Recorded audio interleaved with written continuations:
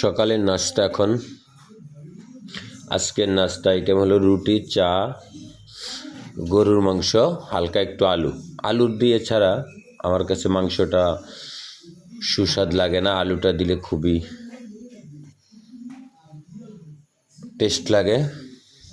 আলু অনেকে হয়তো মাংসের সাথে পছন্দ করে না, কিন্তু আমার কাছে আলু ছাড়া মনে হয় না যে আমি মাংস খাচ্ছি।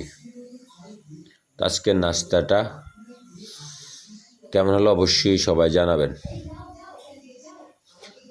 অনেকে কিন্তু খাবারের ভিডিও করে, বলে আমি 1 কেজি লোকমা দিমু।